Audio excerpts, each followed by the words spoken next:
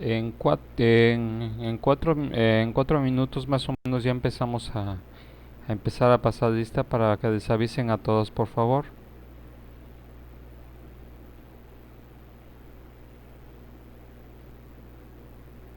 Sí, maestro.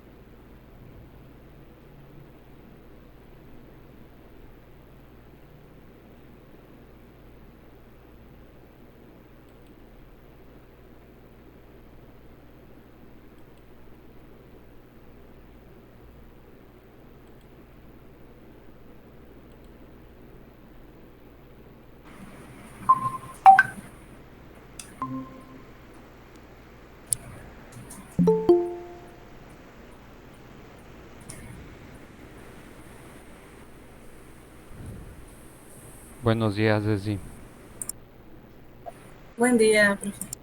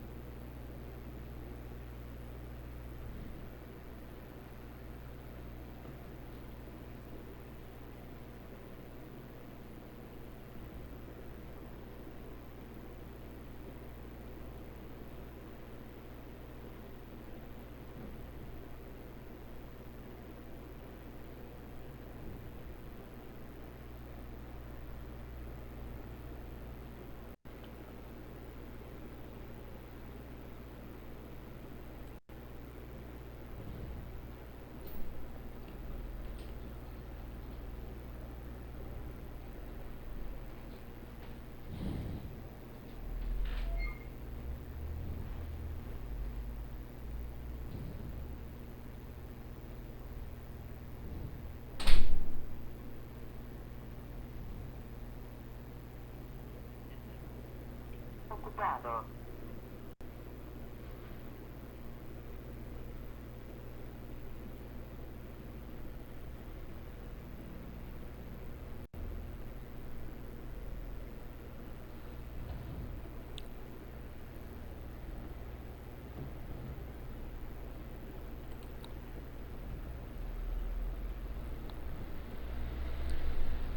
Bien, voy a comenzar a pasar lista. Por favor, estén pendientes de su nombre para momento de escucharlo. Mirna Aguilar, Presente. gracias.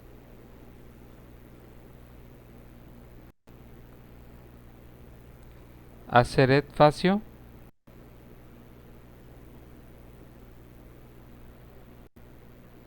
Presente, profe. gracias. Jennifer Sánchez,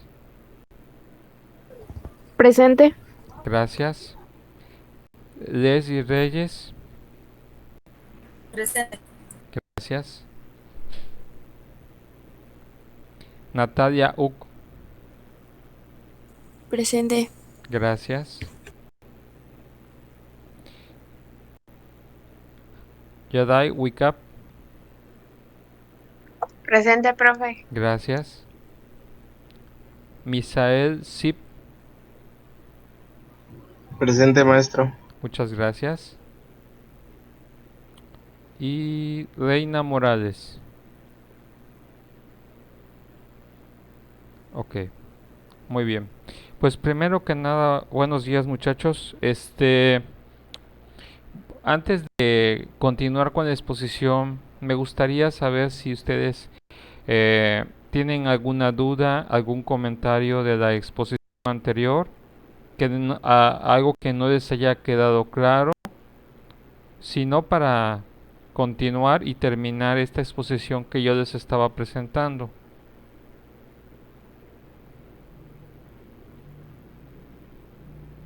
¿Hay alguna duda, algún Disculpe, comentario? profe, Sí, escucho. ¿será que puedan iniciar o bueno, pasar la diapositiva donde está el primer enfoque? Claro, por supuesto. Bien, vamos a Ok, empezar a gracias. compartirlo para que ustedes lo puedan estar checando y ya podamos ir revisando lo que es el material.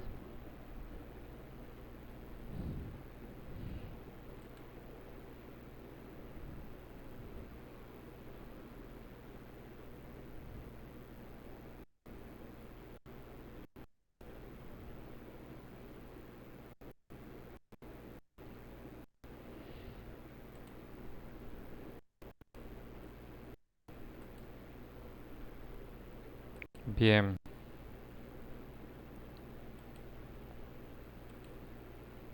Ok, esta es la primera diapositiva que habíamos estado viendo de lo que son los precursores. Más que nada empezamos con el tema de la fenomenología y los conceptos. Después empezamos a ver lo que es el concepto y enfoques. ¿Era sobre esto? ¿Tu duda? Ajá, lo que pasa es que no alcancé, bueno, no escuché bien el del primer enfoque. Es que son dos enfoques, ¿no? Que tiene. Sí, lo que pasa es de que, bueno, no es que sean tanto los enfoques. Eh, Diferentes, ya me acuerdo la pregunta. Lo que pasa es de que habíamos estado hablando de que uno es lo que es la tradición, que decíamos que era esta. Uno de los primeros enfoques dentro de eh, lo que es la tradición husserliana, que es la fenomenología eidética. ¿Sí? En esta, Ok, gracias. esa es la fenomenología eidética. Esta es una, en donde damos que simplemente es describir la realidad en base al fenómeno mismo, a sus simples características, de acuerdo a cómo nosotros los observábamos, ¿sí? Sin hacer uso de interpretación, es simplemente contemplativo y descriptivo acerca de lo que está sucediendo, ¿sí? Por ejemplo, como cuando vemos un accidente y simplemente yo les pido que me digan qué sucedió en ese accidente, o cuando yo les digo, por ejemplo, cuando ustedes fueron al cine, ¿qué es lo que vieron? ¿Sí? Cosa diferente sería que yo les preguntara por ejemplo, es de lo que vieron, qué es lo que interpretaron en base a lo que vieron. En este caso, la diferencia entre los dos enfoques, entre la tradición que es de tipo de la fenomenología eidética, que simplemente es describir y decir lo que sucede en realidad, al otro enfoque que es más hermenéutico o un enfoque más interpretativo. En este caso es poder describir la realidad que estamos viviendo de acuerdo al contexto en el cual eh, estamos viviendo o en el cual nosotros estemos preguntando. Por ejemplo, si ustedes preguntan a una persona, imaginen que ustedes van a empezar a hacer una entrevista. Muchas veces en una entrevista a veces preguntan, por ejemplo, ¿cómo estás? ¿Sí? A lo mejor en esa pregunta de decir, oye, ¿cómo estás en este momento?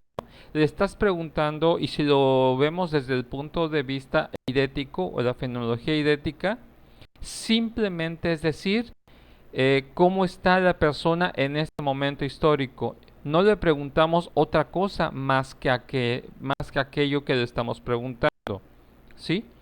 A diferencia de, eh, por ejemplo, como cuando le preguntas a una persona cómo has estado, ¿sí? Ya tal vez podemos estar haciendo y abordando el enfoque de la realidad desde tipo de la fenomenología hermenéutica. ¿Por qué? Porque a lo mejor yo les estoy preguntando, desde la pregunta es ¿cómo has estado? Desde un tiempo pasado, es hasta este momento, ¿cómo ha estado desde la última vez que vistes a la persona o cómo ha estado últimamente la persona? En este caso, ¿cuál es la diferencia entre estos dos enfoques? En uno, simplemente le pregunto el presente. En el enfoque de la tradición fenomenológica puedo estar preguntando del pasado hacia el presente, por así decirlo. Y así, ahí es donde podemos determinar lo que es la dimensión ontológica, que es en este caso de existir y ser y estar en el mundo, cómo se encuentra, cómo se encuentra en este momento, cómo ha estado la persona. Y en la dimensión de la conciencia humana es determinar, por ejemplo, en este momento histórico de su vida, cómo se encuentra. Y lo único que nosotros queremos que nos hable es con respecto a ciertos hechos de su vida, de acuerdo al contexto en el cual nosotros se lo preguntemos. Por ejemplo, eh, no es lo mismo, por ejemplo, como cuando imaginemos en una sesión y le preguntas a una persona que está saliendo de un duelo, de una ruptura amorosa, y que le preguntes cómo se encuentra el día de hoy y cómo ha estado. A lo mejor son dos cuestiones totalmente diferentes. Por ejemplo, cómo ha estado a lo mejor te dé un panorama más amplio y claro, porque te va a decir, bueno, ¿cómo me encuentro ahora desde la ruptura? Por ejemplo, en ese aspecto o en este ejemplo, ya la persona le estás dando un contexto y en base a ese contexto es la realidad que te va a presentar la persona. Y esto es algo que nosotros a veces es importante identificarlo si vamos a eh, tomar el segundo enfoque, el interpretativo, ¿sí? Esa es la naturaleza de lo cual nosotros vamos a estar evaluando, por ejemplo, porque ahí no solo evaluamos el solo hecho de lo que le preguntamos, sino le evaluamos históricamente en qué momento se está viviendo, cómo lo está viviendo, cómo percibe tal o cual situación de acuerdo a su dimensión sociocultural y cómo lo expresa a través de su lenguaje. Sabemos incluso que muchas veces yo puedo decir lo mismo y puedo decir cosas totalmente diferentes de acuerdo a la manera en que yo uso el lenguaje. No sé si queda claro esta diferenciación entre estos dos enfoques, sino para que sigamos avanzando. Sí, profe. Muy bien. Bueno, una vez que ya hemos visto la cuestión o la condición de los enfoques, tenemos que estar hablando de las características. ¿Qué es lo que va a caracterizar en este caso a nuestro método fenomenológico al momento de describir la realidad o poder explicar las cosas que existen en la realidad? Primero hacemos un estudio de la cotidianidad de las esencias y eso significa, dice, explicar los significados en los que estamos inmersos en nuestra vida cotidiana y no las relaciones estadísticas a partir de una serie de variables o la frecuencia de algunos comportamientos. Quiero explicar esto porque muchas veces a veces es un poquito complicado entenderlo.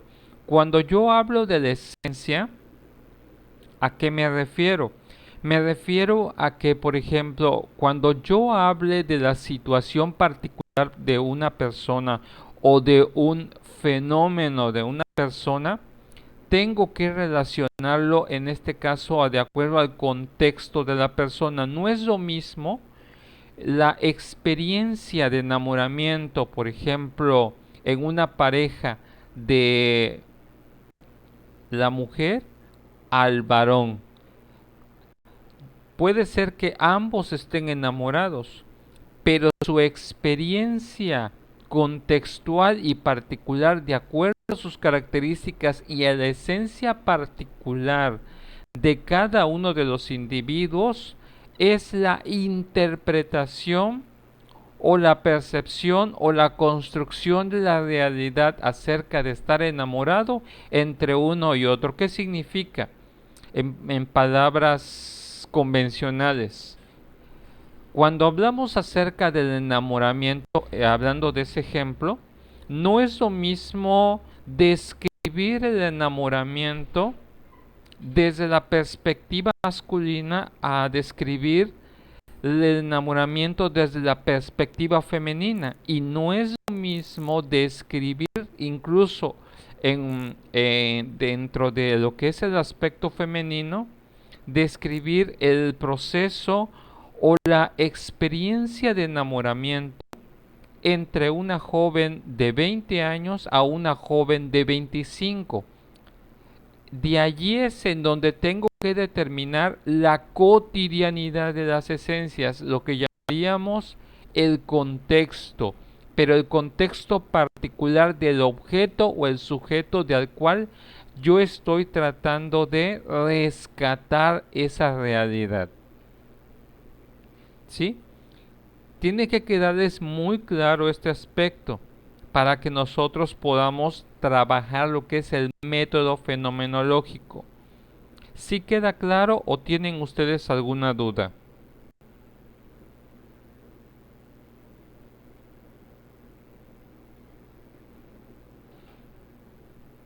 Recuerden que necesito su participación para saber cómo estamos avanzando. Pero que eso depende de las tareas que voy a estar dejando. Si no comprenden, vamos a tener problemas al momento de calificar sus trabajos.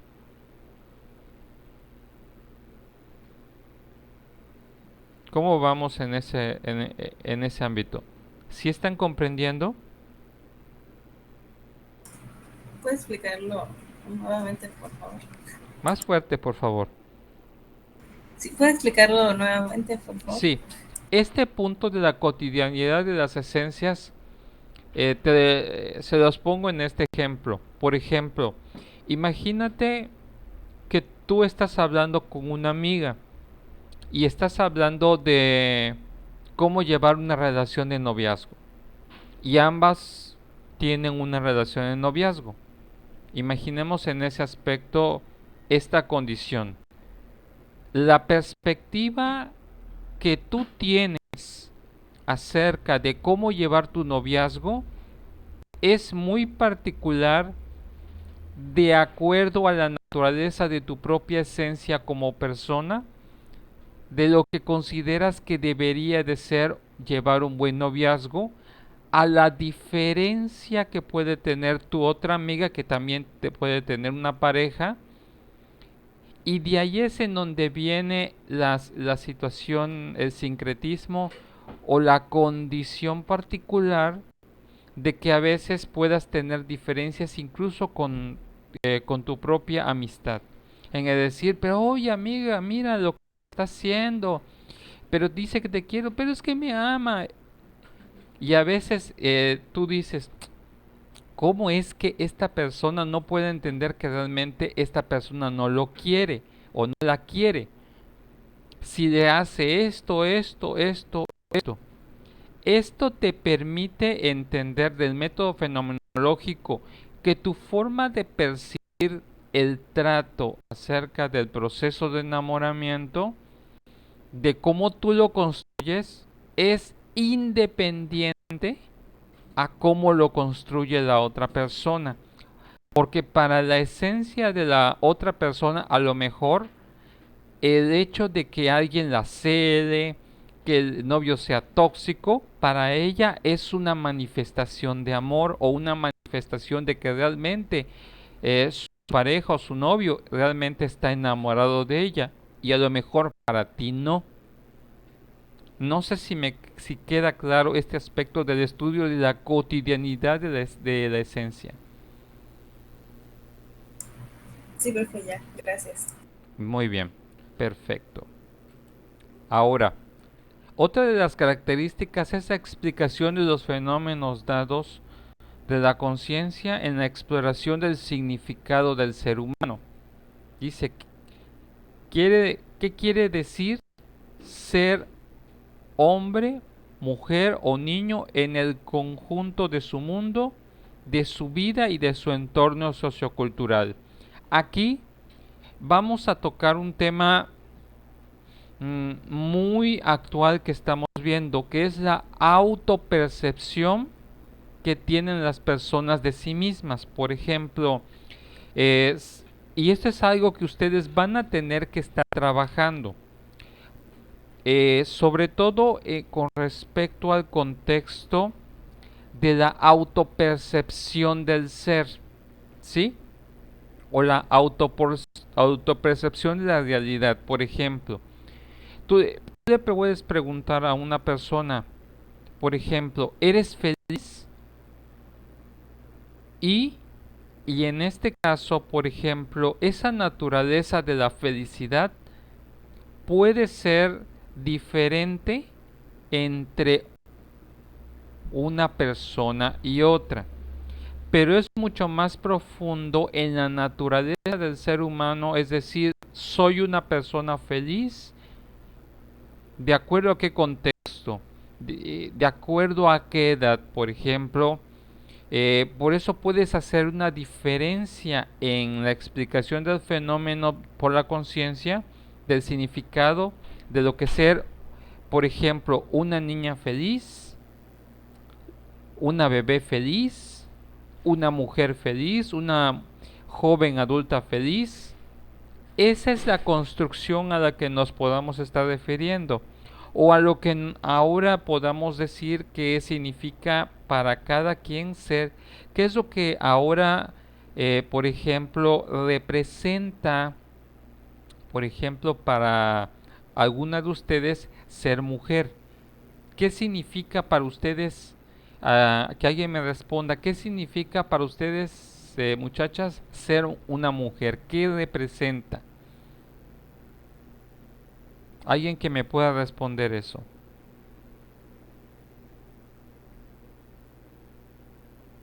Liderazgo. Muy bien. ¿Alguna otra característica, un conjunto que pueda determinar, me dices tú, a una mujer, la característica de liderazgo? ¿Qué otra cosa puede caracterizar la construcción de lo que significa ser mujer?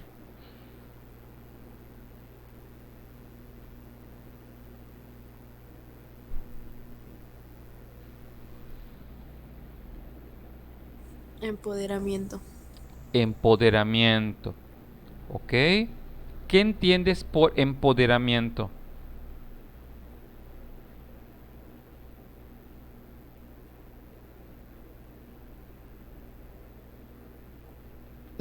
Como una mujer o cualquier persona que se proponga algo y lo logre. O sea, está empoderada, sabe que puede y lo va a lograr.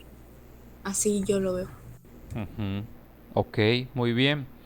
Bueno, lo interesante de esto es que esto es particular del ser. En este caso, lo que ustedes han dicho, eso no habla de las mujeres en general, habla de su naturaleza individual y particular de ustedes como parte de la especie humana, en cómo se conciben a sí mismas como parte de este género, o en este caso, o cómo se identifiquen a sí mismas, ya que sabemos ahora que está la situación que está en discusión, de hay gente que se identifica como hombre, hay gente que se identifica como mujer, hay gente que se identifica como no binario o binario.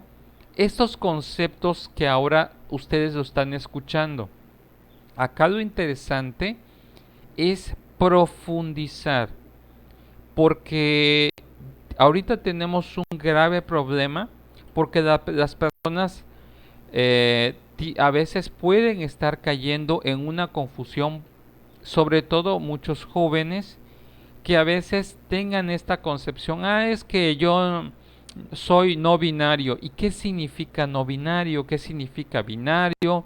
¿Qué significa que alguien se identifique como mujer, como hombre? Tiene que profundizar la persona desde el punto de vista de la autopercepción, tiene que ser bastante claro e integrativo en la persona para que no simplemente se vuelva simplemente eh, una naturaleza de decir que la persona se encuentra confundida. Ahora tenemos un grave problema, muchachos y muchachas. Hay personas que tenemos que están tan confundidas que lo más fácil de decir, y me ha tocado, que para no caer en ese proceso de introspección, en el trabajo de cómo se autoperciben, decir, no soy no binario, o me identifico de esta forma, y le preguntas a las personas por qué. ¿Qué es lo que hace que esa persona se identifique de esa forma para decir eso que dice de ella? Es, se está volviendo como un mecanismo de defensa para que las personas sean demasiado superficiales.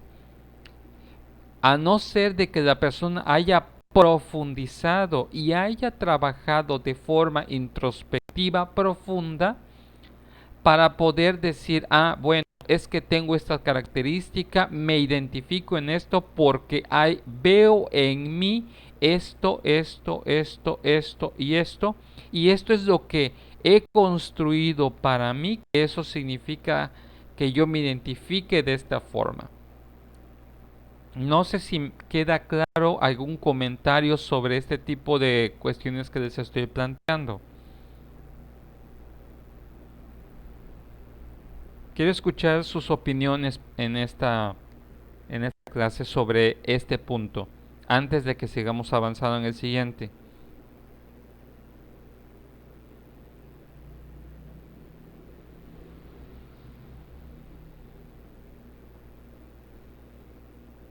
¿Sí? ¿Escucho? Anímense. No existen opiniones malas. Todo es válido.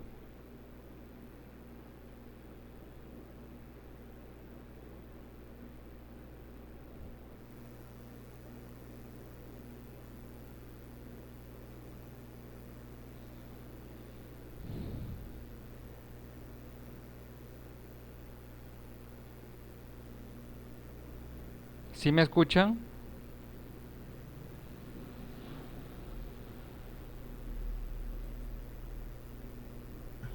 Sí, maestro. profe. Bien, ¿quién quiere participar? Necesito que participen. Recuerden, la clase es de participación.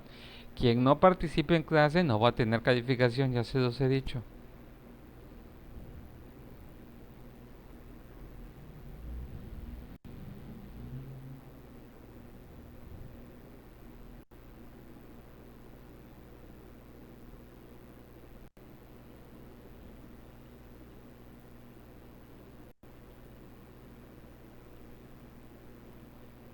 Lo puede escribir, lo puede decir con su micrófono, como sea, pero quiero ver yo quiero empezar a ver que empiecen a participar.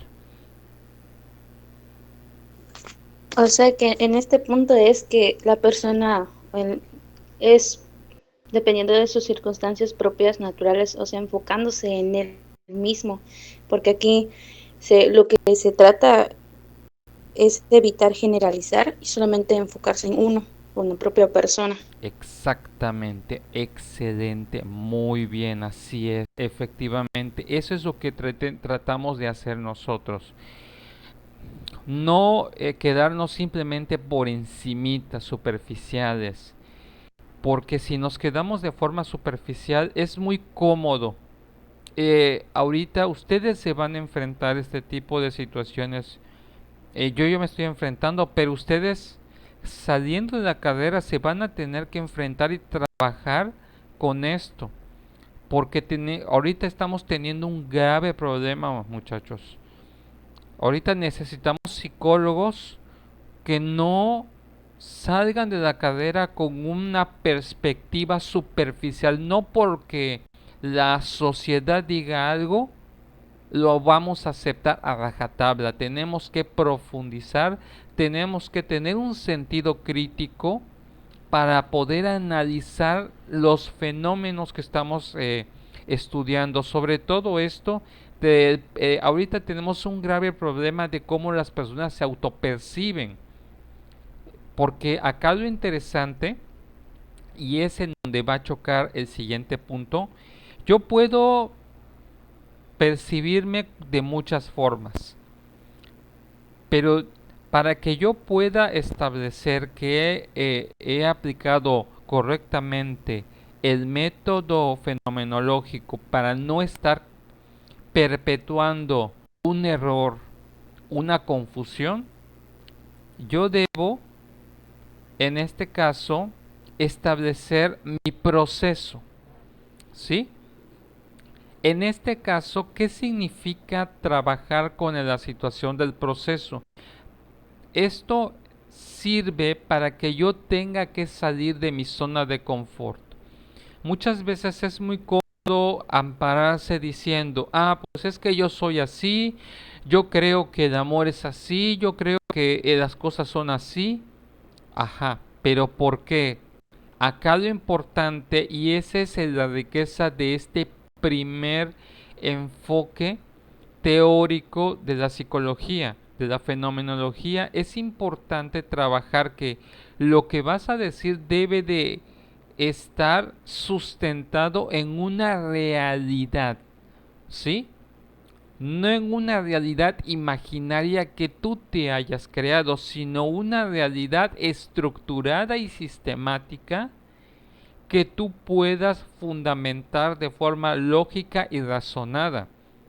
Porque ahorita vivimos en un grave problema en el que cualquier persona puede decir del otro lo que sea o de sí mismo, pero no siempre eso representa la realidad contextual de lo que vive. Y lo interesante acá es que la fenomenología nos debe de ayudar a eso.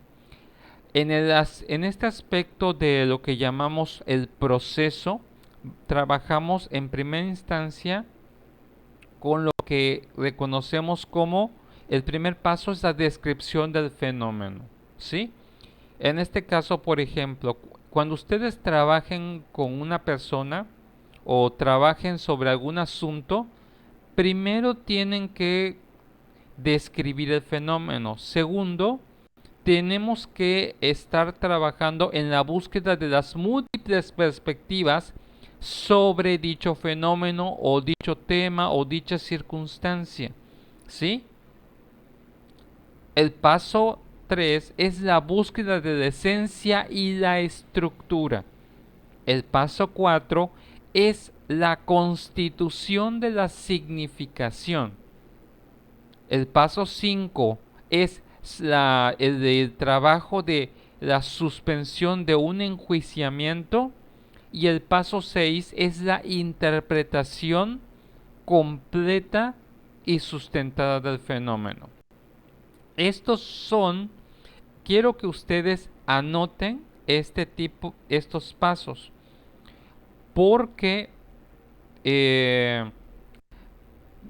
en algún momento vamos a hacer algunos ejercicios con respecto a el trabajo de estos pasos del proceso, ¿sí? Ahorita los voy a explicar uno por uno para que les esté quedando más claro en qué consiste cada una de las partes del proceso en el método fenomenológico. Y les tiene que quedar claro para que puedan hacer los ejercicios, las tareas que les voy a estar marcando. Y estos pasos serían como la rúbrica en los próximos ejercicios en cuanto a la teoría de la psicología fenomenológica, independientemente de los teóricos que vamos a estar viendo. ¿Sí? Ok. Vamos a ver el primero de los pasos del proceso. En este caso es el trabajo, en este caso la descripción del fenómeno. Bien. Dice, en esta fase supone a partir de la experiencia concreta describirla de la manera más libre y rica posible sin entrar en clasificaciones y categorizaciones. Acá decimos que el investigador debe abandonar los significados propios para entrar en el mundo de la persona entrevistada. En este caso, por ejemplo, aquí vamos a tocar algunos puntos. ¿Cómo de alguna otra forma tenemos que determinar ciertos aspectos cuando estemos trabajando con una persona? Tenemos que saber, por ejemplo, cuando yo hago una entrevista y de repente me hablan, por ejemplo, y voy a hacer un motivo de consulta, por ejemplo, de decir, no, pues es que la persona que me está llamando me llama porque está sospechando que a lo mejor tiene algún tipo de afasia. Bien, y de repente te dicen, no, pues es que quiero consultar porque quiero saber si yo padezco algún tipo de afasia, porque he tenido problemas a nivel académico, a nivel de trabajo, a nivel de poder desarrollarme mis actividades convencionales, ¿ok? Y tú dices, ok, vamos a comprobar esto.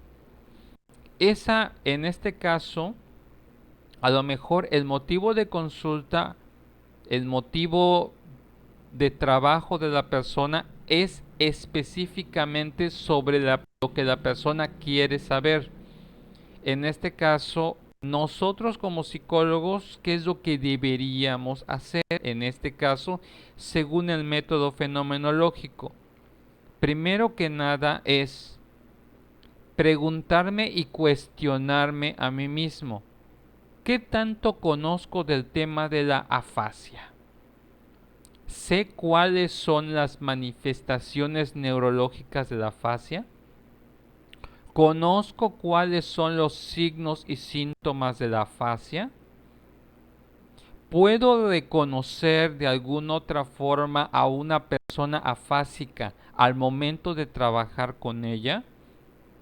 ¿Cómo puedo diferenciar, por ejemplo, a una persona afásica a nivel de infancia tardía, infancia temprana, o a nivel de una afasia de tipo nivel madurativo a nivel de la etapa de la adolescencia, por así decirlo. En este caso, las preguntas que yo me voy a hacer con respecto al fenómeno que yo necesito reconocer deben de ser específicamente concretas. Aquí es cuando nosotros determinamos desde el aspecto fenomenológico es que antes de trabajar con y poder determinar alguna impresión, algún resultado, es reconocer algunos aspectos importantes como es qué tanta es mi pericia o mi experticia sobre el tema en el cual la persona quiere tener esa consulta conmigo sobre dicho o cual tema. Y entonces empezamos en un proceso un poquito más introspectivo, en este caso, al decir, si yo nunca he trabajado con el tema de la fascia, ¿será que realmente puedo describir el fenómeno? ¿Será que sea suficiente con lo que yo vea en internet? ¿Ustedes qué piensan?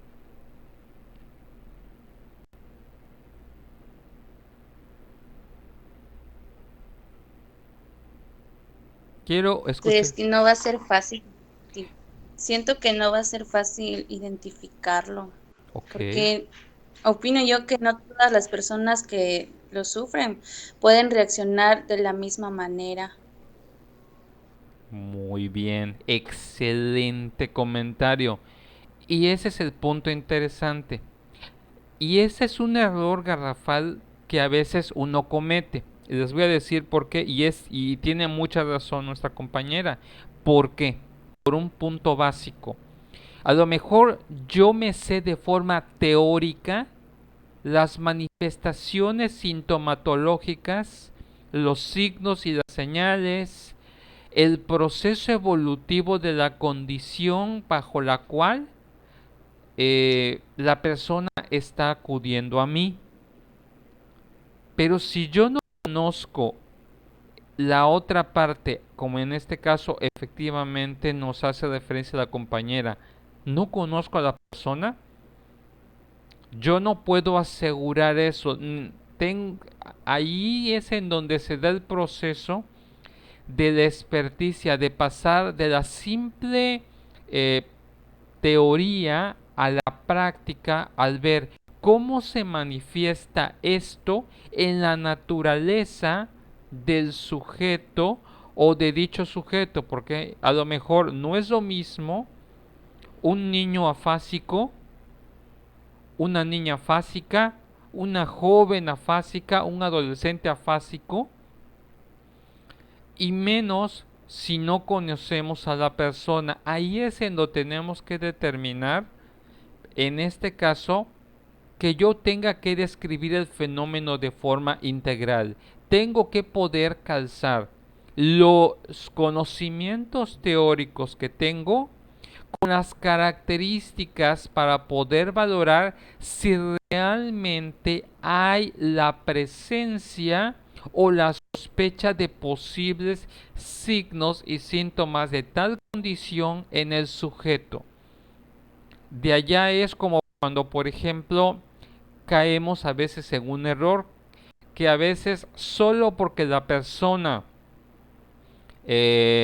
nos llame y nos platique cómo experimenta su situación, a lo mejor yo simplemente por teléfono estoy escuchando sus síntomas, pero yo tengo que ver sus signos, sus señales, y tengo que tener parámetros establecidos para poder categorizar que efectivamente esa persona tiene la sospecha de posiblemente tal condición, porque si no, nosotros podemos caer en este error de clasificar y categorizar antes de tiempo, ¿sí?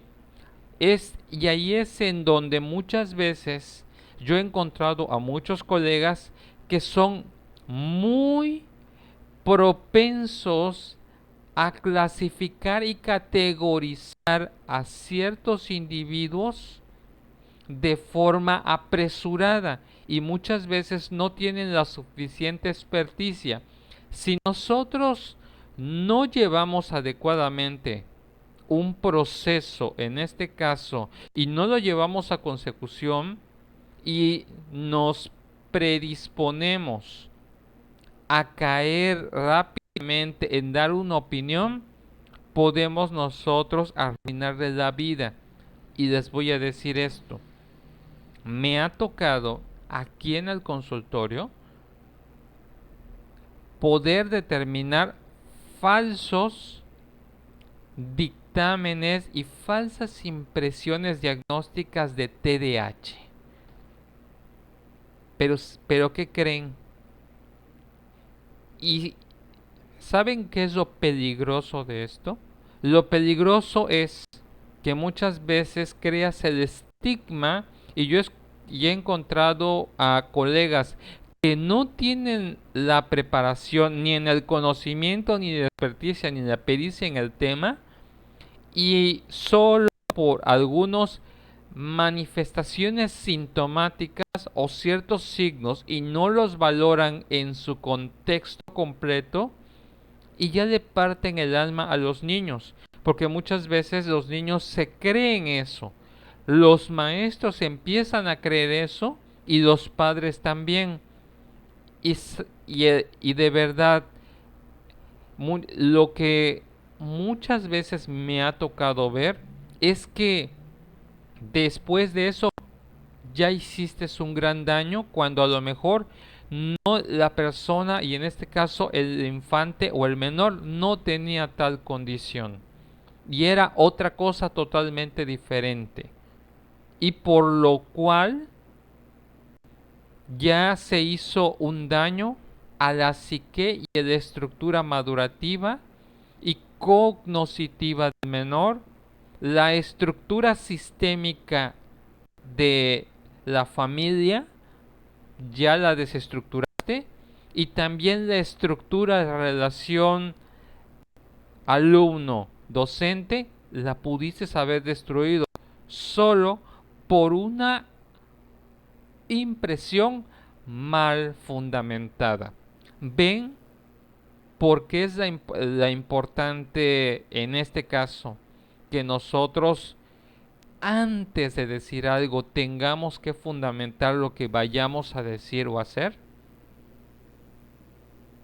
Si estamos comprendiendo la gravedad y la responsabilidad que tenemos nosotros en la cadera, ¿sí lo estamos comprendiendo todos? ¿Sí o no? Sí, maestro. Sí, maestro. Ok, muy bien. Bueno, una vez que yo ya pude describir adecuadamente el fenómeno, ya, ya simplemente ya no clasifico y categorizo, sino que fundamento y está fundamentado el conocimiento, que ya sé cómo identificar el fenómeno, cómo lo categorizo, no cómo lo describo, cómo lo fundamento, cómo lo sustento, puedo yo pasar al siguiente. Y en este caso es lo que a veces tenemos que hacer con lo que llamaríamos lo que son estudios o diagnósticos diferenciales. Les voy a comentar esto. Muchas veces esto es algo importante. Hacer un diagnóstico de tipo diferencial. ¿Sí?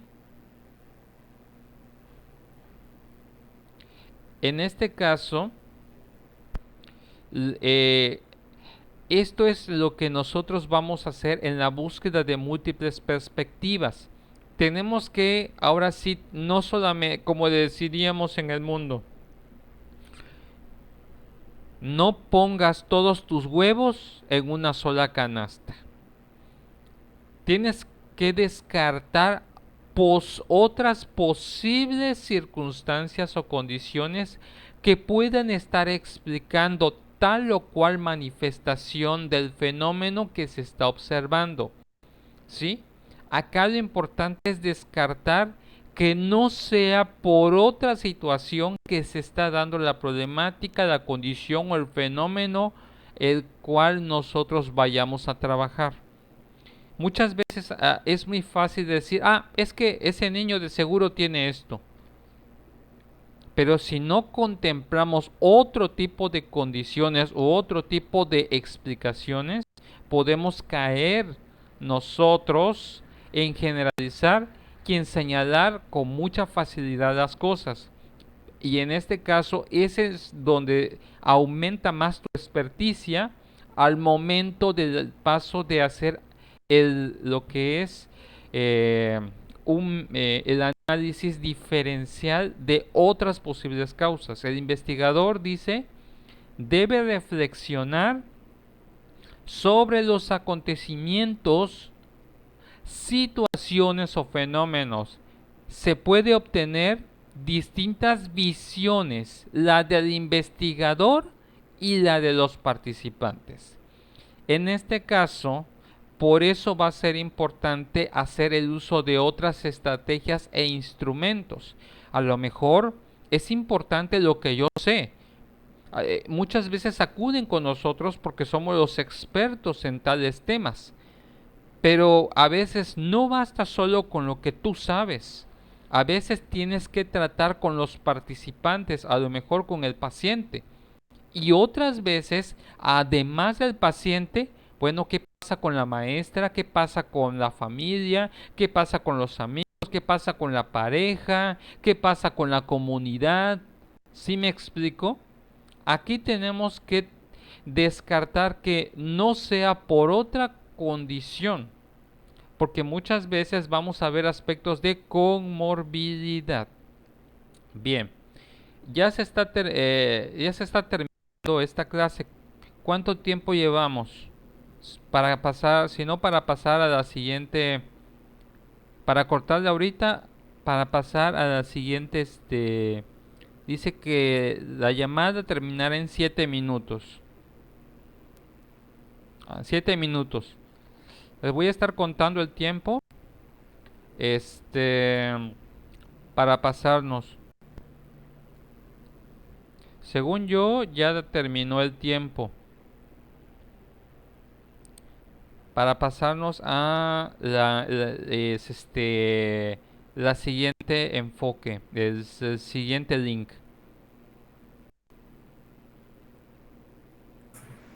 Sí, dice que en 7 minutos termina. Ok. Bien, vamos a hacer esto. Cor-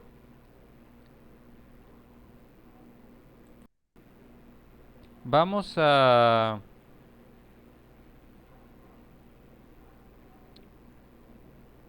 vamos a cortar ahorita.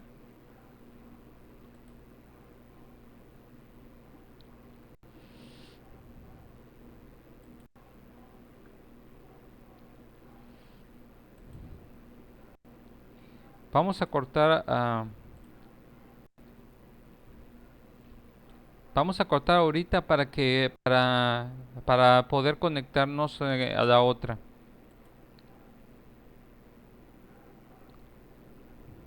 Para que les dé tiempo y podamos estar entrando todos al mismo tiempo en la otra clase.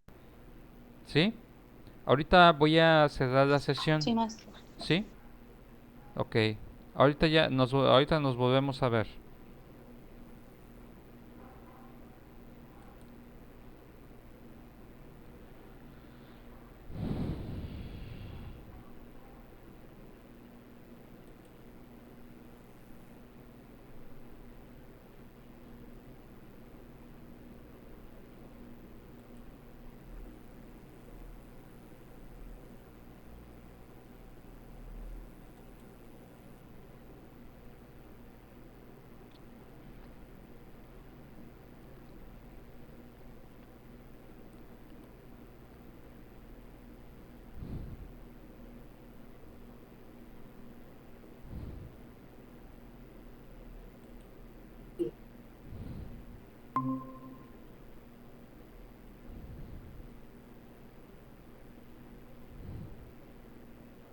Bien, vamos a esperar un momento mientras sus otros compañeros se conectan. Y avísenles que ya estamos ahorita ya conectados, por favor.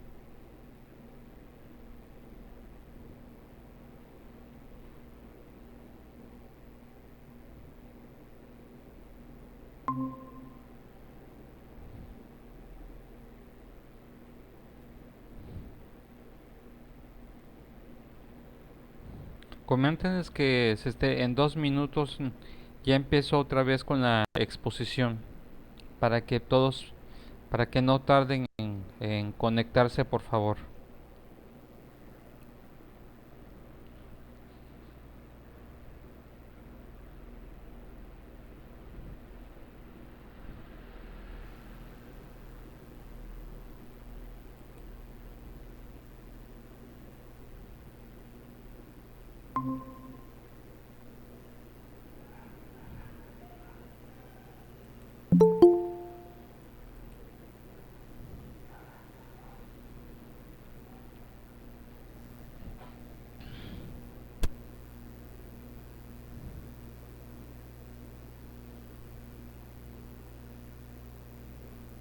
Muy bien.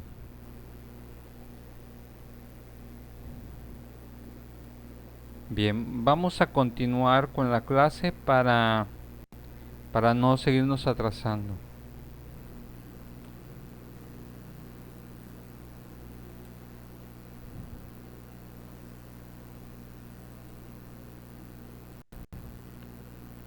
Ok, les comentaba, en esta condición de la situación del proceso, es importante que nosotros tenemos que una vez que ya hemos buscado otras posibles múltiples perspectivas, ¿cuáles pueden ser estas múltiples perspectivas? Muchas veces vamos a tener condiciones en las cuales vamos a estar observando que a veces una condición que pueda tener una manifestación en una persona puede ser por otras causas, que pueda haber lo que llamaríamos una comorbilidad. La palabra comorbilidad significa de que puede tener la persona una condición principal y que se vea acentuada por una condición secundaria que acrecenta la problemática y la condición del sujeto. ¿Qué significa? Muchas veces, por ejemplo, podemos tener, por ejemplo, un niño que tenga características, que tenga trastorno por déficit de hiperactividad, a veces sin que se vea afectada la atención. En este sentido, a lo mejor tiene esta condición, pero tiene una comorbilidad en el que sus síntomas desadaptativos en el menor se ven acrecentados porque a lo mejor tiene, aparte de esta condición, un trastorno por un trastorno oposicionista desafiante de la conducta, ¿sí? Y a lo mejor eso es lo que, por lo cual vino supuestamente a consulta el menor, de que el niño era difícil de tratarlo, que era desobediente, y dice, pues es que quiero consultar con usted porque el niño no me hace caso, siempre está inquieto, siempre esto, siempre el otro. Y muchas veces tenemos una condición aparentemente principal que está en relación a otros. Muchas veces ustedes pueden encontrar que pueden tener las dos condiciones o una estar acompañando una a la otra, pero yo debo de conocer en este caso las dos dimensiones que se pueden estar presentando en el sujeto. En este caso, por eso es importante reflexionar mucho sobre cuáles son los acontecimientos o las situaciones que están acrecentando la problemática en el sujeto. Si, por ejemplo, el ejemplo que les di, me dicen, no, pues es que el niño es desobediente y nunca hace caso y siempre está inquieto y ya se accidentó y no saben si es porque tiene TDAH o por su trastorno oposicionista desafiante. Y muchas veces esa es la dicotomía o la discusión de determinar qué es lo que provoca una o la otra. Y muchas veces aquí es cuando empezamos a descartar entre dos tipos de sintomatologías que pueden dar la misma conducta, que tal vez sea la desobediencia en el menor, y determinar de esas dimensiones o situaciones cuáles pueden ser las visiones entre lo que el investigador sabe y la realidad del sujeto que está viviendo. Y en este caso, a lo mejor, por ejemplo, para la mamá, ella está viendo, y a veces es lo que sucede, para la mamá, ella ve que el niño no le hace caso, ¿sí? La maestra ve que a lo mejor el niño no puede estar totalmente quieto, ¿sí? Y a lo mejor, por ejemplo, hay otra persona, o a lo mejor sus compañeros, amigos, hermanos, dicen, pues es que normalmente, pues, por ser demasiado impulsivo, ya se cayó, ya se golpeó y ya se lastimó varias veces. Lo que tenemos que tratar de hacer es descartar, en este caso, cuál de todas estas múltiples perspectivas, cuál es la que más se adecua a la naturaleza y al fenómeno particular del sujeto, ¿sí? Por eso es importante que yo tenga las diferentes perspectivas para que yo pueda hacer una valoración integral. Porque si yo no tengo todas las perspectivas, solamente me quedo o con la de la maestra o con la de la mamá, pero a lo mejor, y no tengo alguna otra perspectiva diferente externa, a lo mejor tengo una visión parcial de la problemática, y por lo cual puedo caer en un error de interpretación y por lo cual caer en una mala impresión diagnóstica y un mal diagnóstico. Una vez que yo ya descarté las múltiples perspectivas en el sujeto, tengo que determinar el siguiente paso. ¿Cuál es? En este caso es la búsqueda de la esencia y la estructura. En este caso nosotros tenemos que leer y releer toda la información que disponemos, ¿ok? Ya saqué entrevistas, ya saqué sondeos, ya investigué, para poder tener una comprensión más amplia. Es como poner sobre la mesa todo lo que yo he recapitulado.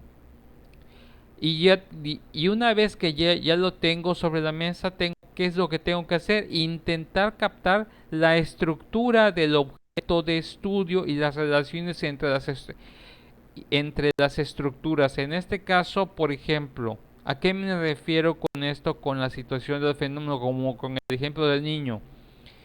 Lo que tengo que hacer es decir, bueno, el niño, en este caso, la obtención de información, tengo que ver cómo es que se dio toda esta información, qué datos tengo y de qué forma están estructurados los datos que yo obtuve de todas mis fuentes de información, ya sea que le apliqué pruebas, que hice de entrevista, que hice un sondeo, que ya trabajé con otro tipo de personas, para que yo pueda pasar al siguiente punto, que es identificar, y esto es algo muy importante, las unidades de significación por las más importantes en nuestra investigación o en nuestro método fenomenológico. Muchas veces cuando ustedes trabajen o vayan a trabajar con una persona, tienen que tener un criterio investigativo y en este caso tienen que, en este caso, como cernir, en este caso tienen que filtrar, bueno, de toda la información que me han dado, ¿cuál es la información más importante? ¿Cuál es la información más significativa y esencial que me sirve? Porque muchas veces ustedes van a tener demasiada información y a veces en el proceso de filtrado, en el proceso de la estructura, lo que nosotros tratamos de hacer en este momento es que, por ejemplo, imaginen que la problemática del menor es como que sabes de que hay un problema, no sabes cuál. Ya llegaste al paso número 3 en la búsqueda de esencia y de estructura. Ahora ya tienes todos los pasos de rompecabezas, que es el fenómeno por el cual estás trabajando, por ejemplo, con el menor. ¿Qué es lo que tenías que hacer? Es ver qué pieza embona en este rompecabezas y cuáles pues no corresponden a la naturaleza y la estructura de la problemática o la condición que estás observando. Esto significa que muchas veces en este filtrado digo, bueno, a lo mejor esto era una simple percepción. Recuerden, en el proceso fenomenológico tenemos muchas veces en la recogida de información que ir descartando y filtrando percepciones, prejuicios, clasificaciones rápidas de las personas, porque a veces las personas, a veces lo que es más fácil para ellos a nivel psíquico es rápidamente clasificar y enjuiciar automáticamente a una persona y prácticamente decir, lo estigmatizas de tal forma sin aún tener todos los datos y sin ser expertos en la materia. Y a veces, aquí es cuando a veces yo puedo y ustedes les va a tocar, a veces cuando ustedes vayan a una primaria, un preescolar, a una secundaria, no todo lo que el maestro o el director les diga lo crean, porque a veces son muy dados a clasificar, categorizar las situaciones o las condiciones que les están narrando. Entonces, ¿qué es lo que yo tendría que hacer en el método fenomenológico?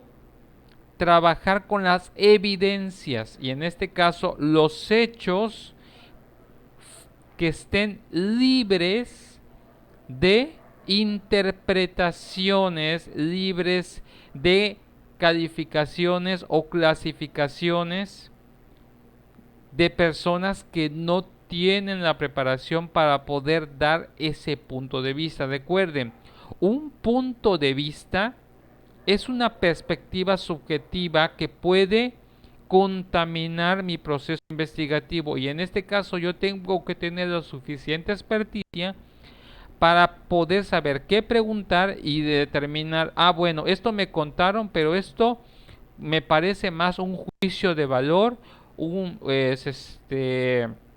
un prejuicio de la persona más que un dato real y contextual de la problemática que estoy trabajando. Y a veces tenemos que tener, en este caso, una escucha activa y ser bastantes clínicos en este aspecto para decir, a ver, no, como que me parece que es la percepción de la persona, pero no es la realidad, simplemente lo que percibió. Y muchas veces tienes que trabajar con lo que la persona vio, escuchó, apreció y descartar lo que interpretó. Las personas, recuerden, son muy dadas a interpretar. Y lo que nosotros tenemos que trabajar en el movimiento fenomenológico es con los simples hechos. Vamos por los hechos, vamos por las evidencias. ¿Cómo vamos hasta este momento, muchachos, muchachas? ¿Cómo vamos, clase? ¿Sí estamos comprendiendo hasta este punto? Sí, profe. Muy bien, Sí. perfecto. Eso espero, pues, si me hacen un ejercicio, espero que los puedan demostrar. Otro de los procesos es el siguiente punto. Una vez que yo ya tengo todo esto, yo ya pude descartar, voy a la constitución de la significación. Dice, en esta fase se profundiza más en el examen de la estructura, centrándose en cómo se forma la estructura de un fenómeno determinado de la conciencia. En este caso, ¿qué es lo que voy a hacer? Bueno, lo que voy a dar es darle una forma sistémica a decir, bueno, la persona tiene esta problemática dado esta evidencia, dado los resultados de esta prueba, dados la información dada por tal testigo, por este, por este y por este y por este, y en este caso es como darle el sentido. La constitución de la significación, es decir, de todo lo que obtuve, ahora le voy a dar sentido a los datos esenciales que ya pude rescatar y realmente me sirven, ¿sí? Y que realmente puedan explicar el fenómeno. Recuerden, hablamos del fenómeno, en este caso los hechos, las evidencias de una problemática. Para que yo pueda decir que una problemática existe, debe de haber evidencias que lo avalen y lo demuestren. Y para que una evidencia sea válida, debe de ser irrefutable, ¿sí? Porque los hechos, las pruebas, los testimonios de los hechos lo comprueban, lo demuestran. En este punto trabajamos con el proceso significativo en el cual le damos un sentido a todos los datos que hemos obtenido del fenómeno o de la problemática para decirle, entonces hay esto en esta persona por esto, por esto, por esto y por esto. ¿Sí? Ya que llegamos al punto 4, ya estamos, ya prácticamente estamos casi con un 70% de nuestra labor y nuestro trabajo.